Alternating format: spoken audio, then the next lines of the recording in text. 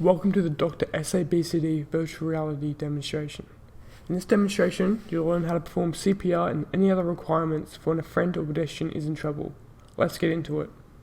First of all, if you're in a lesson with practice dummies in front of you, make sure they are at a distance where you're able to touch the chest and head without moving from your position. The demonstration starts now. This is James, who just fell from a chair whilst wiring up a projector in a classroom. It appears he hit his head badly on the floor, but luckily he has been found. On entering the room, noticing he was on the floor and needed assistance, before moving closer, I needed to scout the room for danger. In this scenario, I found that there were wires everywhere, and I myself could not help in the situation due to the chance of me being in danger. So I decided to send for help straight away by calling. Entering the room, noticing he was on the floor and needed assistance, I scouted the room and only saw one chair turned over. I assessed the situation and decided it was right to walk in.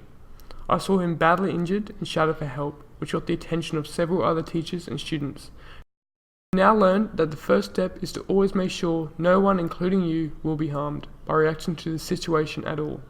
If there is any danger, try to confiscate it before someone else gets hurt.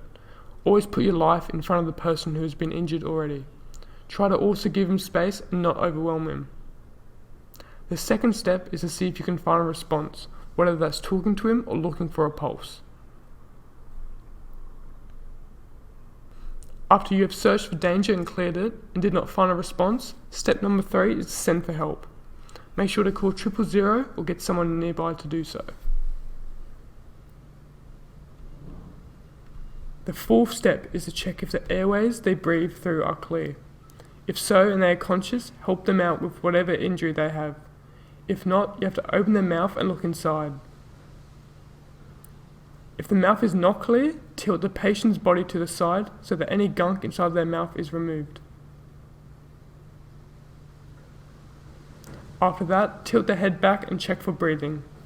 Step number 5 is to check for breathing, whether it's through chest movements, listening for breathing through their mouth, or nose.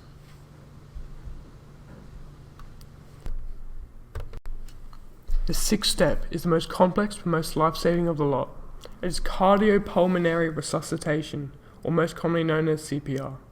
To perform this, you want to make sure that the patient is above 8 years old and is unconscious and not breathing. You want to make sure the patient is lying on their back. You put the bottom of one of your hands on the right hand side of their upper chest and your other hand on top of it. Then you press down on their chest smoothly and carefully to about 1/3 of their chest depth. You perform 30 of these compression at a specific rate. You can either perform the time by counting in thousands, say Mississippi after each count, or compress at the same rate as the beat in Staying Alive.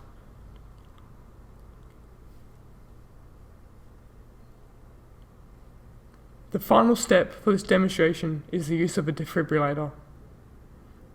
Make sure to read the instructions before you proceed to use it, if you're not already fully trained with it.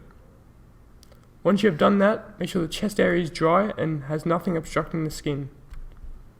First thing to do is turn the defibrillator on, attach one of the pads onto the upper right of the person, and attach the other one on the lower left. After that, continue following the instructions given by the defibrillator with caution. This will hopefully revive your patient, and he is all well. Thanks for taking part in the Dr. SABCD demonstration, and hope you have learned the steps to performing this act so that if anyone is in trouble, you know what to do.